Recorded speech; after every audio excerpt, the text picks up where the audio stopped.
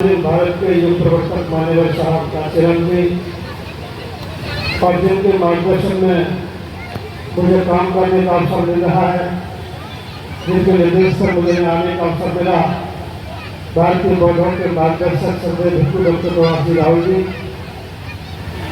और आज बाबा साहब अम्बेडकर की जयंती के शुभ अवसर पर मौजूद हैं सभी बौद्ध समाज के सम्मानित लोग।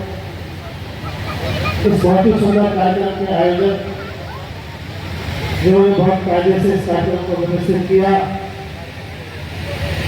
और जो भी सम्मानित लोग जिनका इसमें योगदान है, मैं सभी के प्रति कृतज्ञता ज्ञापित करता हूँ। मुझे भी यही अवसर पर आपने बात रखने का अवसर दिया, इसके लिए साधुवाद।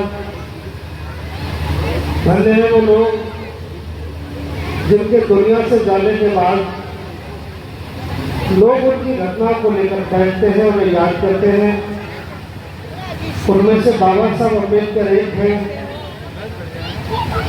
जिनके दुनिया से जाने के बाद न केवल भारत में बल्कि पूरी दुनिया में जो भी मानवता प्रेमी लोग हैं, जिन्हें मानवता पसंद है, वो सभी लोग आज के दिन को पूरी दुनिया में सेलिब्रेट कर रहे हैं। उसी संख्या में हम भी आज बाबा साहब अम्बेडकर को याद कर रहे हैं। हमारे सज्जनों, मैं कई जयंतियों से होकर आपके बीच में आ रहा हूँ। कल भी बाबा साहब का कार्यक्रम रहा है। मैं सज्जनों तक पहुँचा हूँ कि बताने के लिए कुछ बचा नहीं है। जयंतियों पर इतना बता दिया है, ओवरडोज है।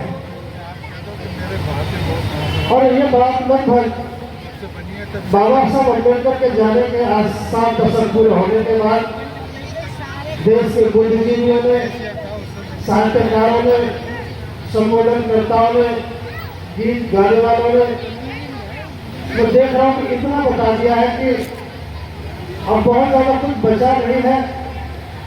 और बहुत सांस करने के बाद ये कोशिश मेरे जैसे आदमी के लिए कि क्या कहा जाए, बहुत सोचना पड़ता है।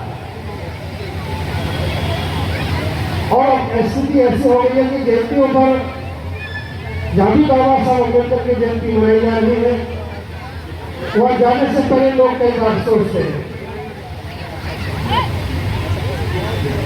कोई ऐसा पक्ष नहीं बचा।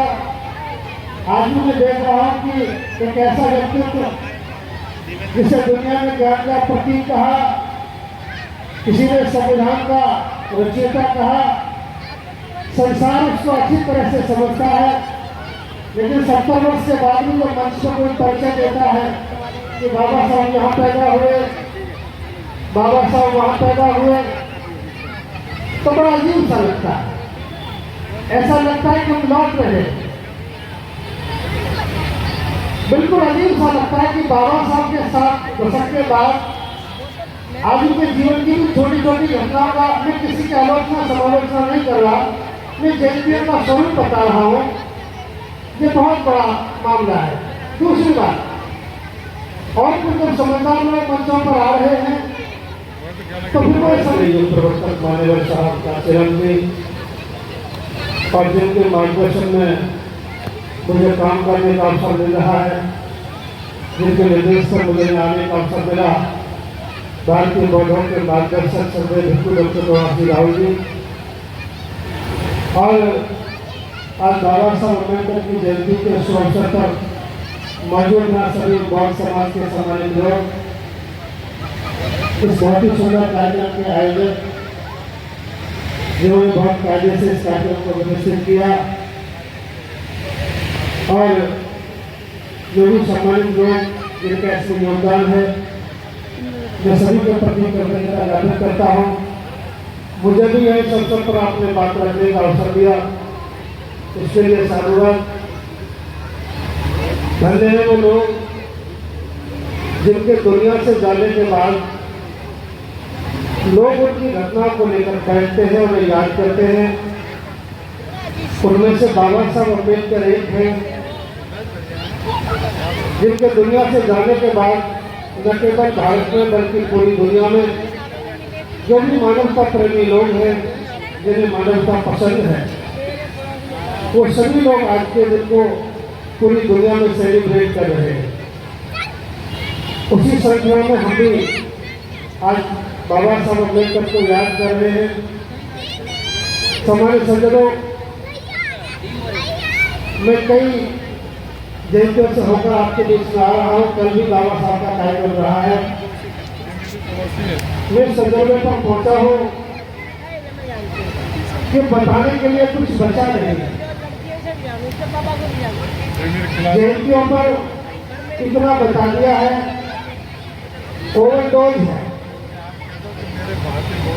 और ये बात लगभग बाबा साहब अम्बेडकर के जाने के आज 7 दशक पूरे होने के बाद देश के बुद्धिजीवियों ने, साहित्यकारों ने, संबोधनकर्ताओं ने, गीत गाने वालों ने, मैं देख रहा हूँ कि इतना बता दिया है कि अब बहुत ज़्यादा कुछ बचा नहीं है।